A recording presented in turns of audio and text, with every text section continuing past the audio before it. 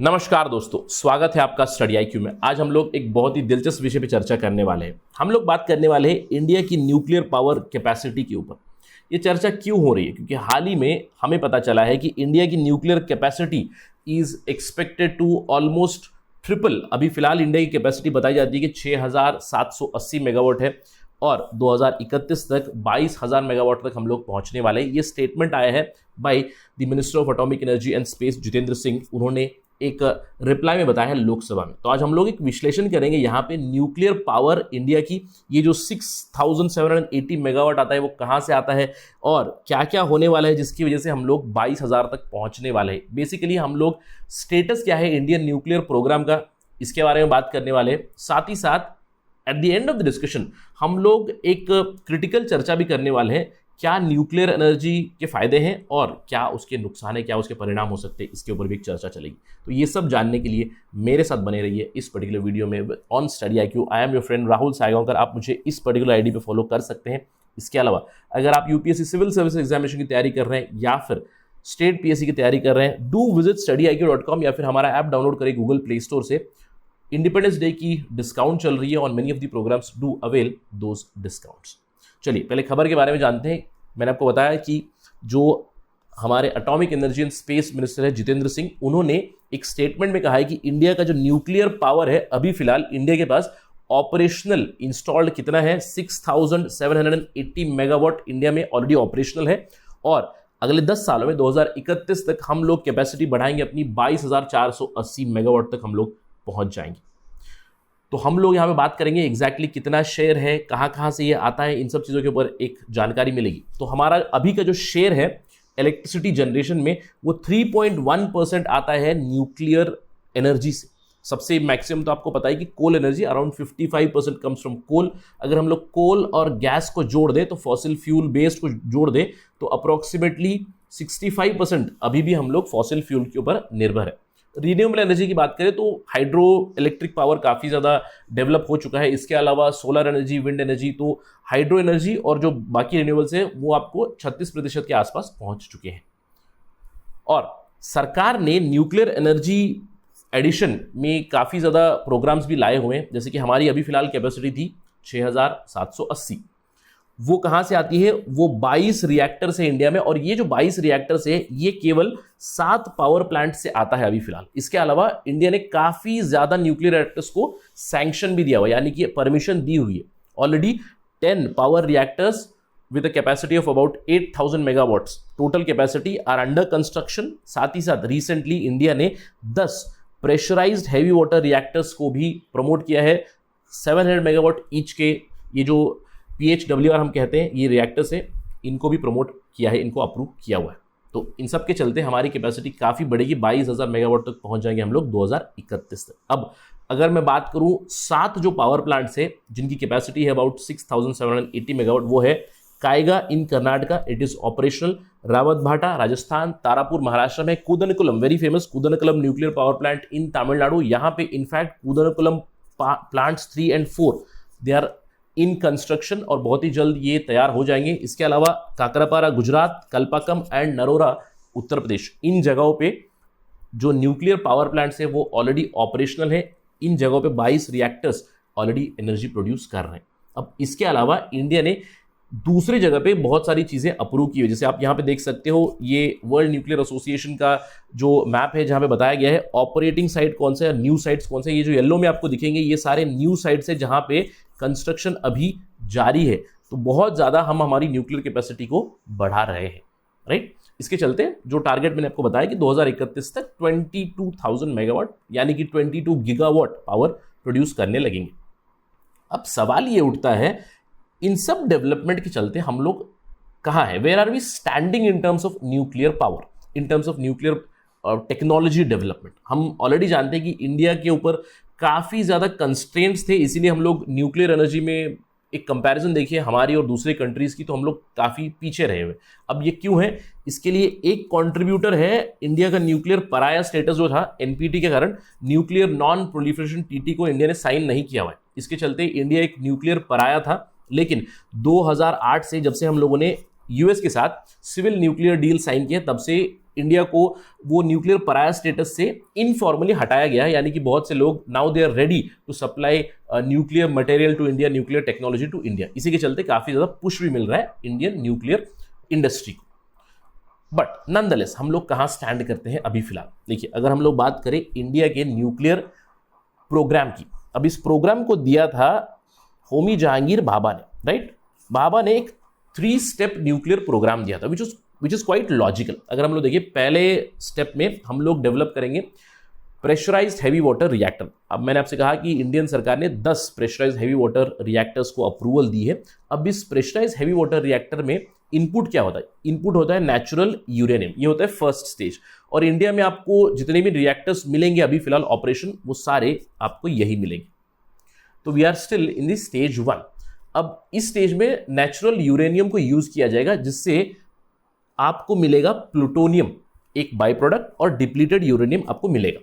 अब second stage में क्या होगा? इसी प्लूटोनियम को हम लोग यूज करेंगे और प्लूटोनियम फास्ट ब्रीडर रिएक्टर में इसको इस्तेमाल करेंगे। This is the second stage, यानी कि कोई भी फ्यूल वेस्ट ना हो, इसके लिए हमारा सेकेंड स्टेज है ये। और अगर मैं हमारे डेवलपमेंट की बात करूं, this is still in the trial phases. In fact India में एक फास्ट ब्रीडर रिएक्टर ट्रायल पे चल रहा है विच इज बीइंग ऑपरेटेड और डेवलप्ड बाय भाविनी, राइट? जो गवर्नमेंट कंपनी है भाविनी, वो इसको रन कर रही है। हम लोग अभी तक तीसरे स्टेज में नहीं पहुंचे हैं। तो तीसरे स्टेज में क्या होगा? यहाँ पे हम लोग प्लूटोनियम यूज करेंगे, प्लूटोनियम को नेचुरल यूरेनियम के साथ मिक्स करेंगे और थोड़ा सा थोरियम हम लोग यूज करेंगे ताकि यूरेनियम 233 डेवलप करे in this fast breeder reactor.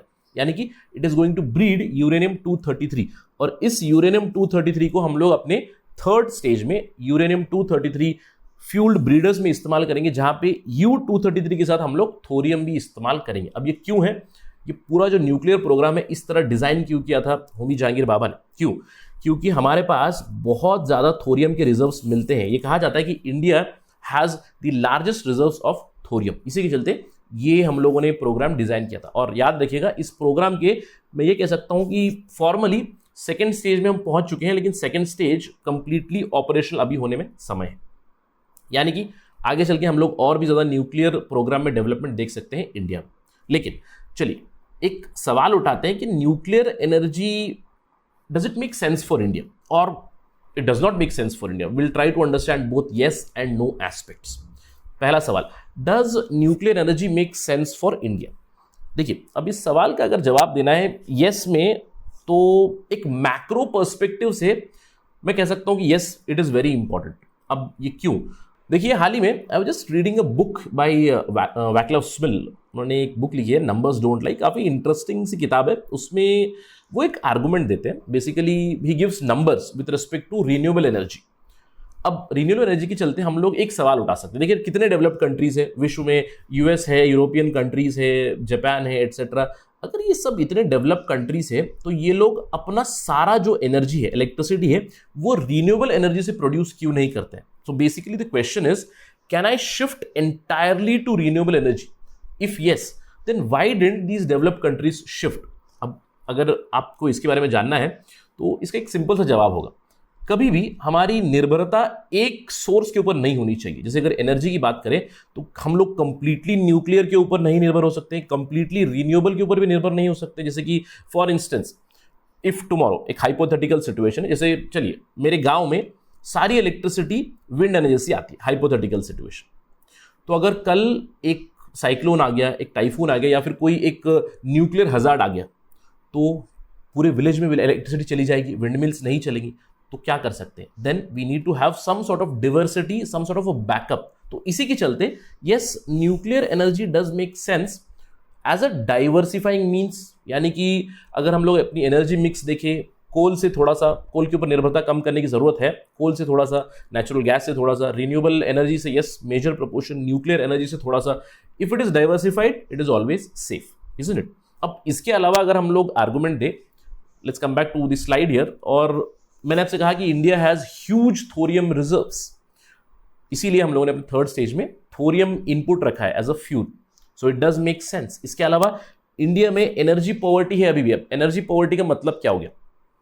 आपने बहुत बार पढ़ा होगा अखबारों में कि India has become energy surplus, यानी कि जितनी हमारी डिमांड है उससे भी ज्यादा हम लोग प्रोड्यूस कर रहे हैं, लेकिन फिर भी एनर्जी पॉवर्टी क्यों है? मैं आपको उदाहरण देता हूं। जैसे कि मेरे गांव में व्हेनेवर आई विजिट, तो we do have a farm, तो वहाँ पे एग्रीकल्चर के लिए इलेक्ट्रिसिटी कितनी आती है, अभी भी मेरे गांव में एग्रीकल्चर के लिए केवल 6 घंटे की इलेक्ट्रिसिटी आती है, 3 फेज इलेक्ट्रिसिटी जो हम लोग कहते हैं। ऑल्दो घर पे तो निरंतर ज्योति योजना के तहत 24 घंटे बिजली कही जाती है, बट वहां पे भी कुछ घंटे तो चली जाती है। तो इससे पता चलता है कि there is energy poverty clearly. Apart from that it does make sense nuclear energy, क्यों? क्योंकि एनर्जी एफिशिएंसी मिलती है इससे इन टर्म्स ऑफ फ्यूल।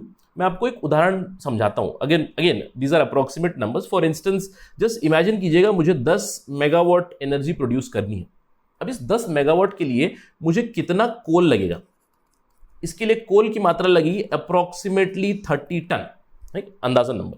तो उसी कंपैरिजन में अगर आप न्यूक्लियर फ्यूल की बात करें, you would be needing only 30 kg of fuel. तो in terms of fuel it is highly energy efficient. इसके साथ ही साथ अगर हम लोग इलेक्ट्रिसिटी कंजम्पशन बढ़ाएंगे, इन जनरल अपनी एनर्जी प्रोडक्शन बढ़ाएंगे, तो it will also go for economic development, यानी कि इकोनॉमिक डेवलपमेंट भी हमें मिलेगी। साथ ही साथ अगर हम लोग अपनी फॉसिल फ्यूल की जो निर्भरता है उसको कम करेंगे, यानी कि न्यूक्लियर की तरफ शिफ्ट होंगे, रिन्यूएबल एनर्जी की तरफ शिफ्ट होंगे, it is going to impact positively on climate change. जो ग्लोबल वार्मिंग हो रही है हम उसको रिवर्स कर सकते हैं, क्लाइमेट चेंज की एडवर्स कॉन्सिक्वेंसेस को हम लोग रोक सकते हैं। तो इन सारे पॉइंटर्स से एक चीज तो पता चलती है कि yes, to certain extent nuclear energy does make sense, but nuclear energy के बहुत सारे कॉन्स भी हैं। अब कौन क्या है? पहली चीज तो हैवी कॉस्ट है, बहुत सारा पैसा पंप इन करना पड़ता है। अगर मेरे पास टेक्नोलॉजी नहीं है तो मुझे दूसरों से खरीदनी पड़ती है। जैसे रशिया का कूदनकुलम प्रोजेक्ट है, रशिया की जो न्यूक्लियर प्लांट्स है, न्यूक्लियर रिएक्टर्स है, वो वहां पे इंस्टॉल्ड है, तो heavy amount is being paid to Russia, so heavy cost is there. इसके अलावा काफी दूसरे खतरे भी रहते हैं, जैसे nuclear disaster is always imminent, यानी कि अगर एक न्यूक्लियर पावर प्लांट है तो डिजास्टर का खतरा रहता ही रहता है। हम लोग को याद है जापान में फुकुशिमा न्यूक्लियर डिजास्टर, तो इसके चलते there is always a threat. Although काफी सारे सेफ्टी मेजर्स यूज किए जा रहे हैं, but in general nuclear disaster हुआ तो रेडिएशन थ्रेट होता है। इन जनरल भी रेडिएशन थ्रेट बहुत ज्यादा होता है। अगर हम लोग एक न्यूक्लियर पावर प्लांट बना रहे हैं तो लार्ज स्केल डिस्प्लेसमेंट की जरूरत होती है। पूरे गांवों के गांवों को हम लोग को शिफ्ट कराना पड़ता है, क्योंकि उस पर्टिकुलर एरिया में, उस पेरीमीटर में रेडिएशन का हजार्ड तो रहेगा ही रहेगा। इसके अलावा जो न्यूक्लियर वेस्ट है उसे हम लोग कैसे डिस्पोज करेंगे, this is also one of the big questions.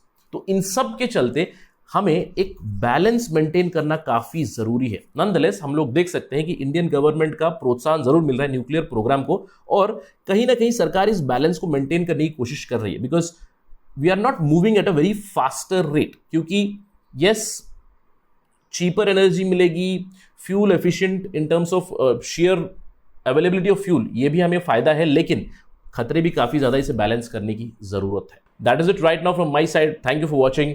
जय हिंद।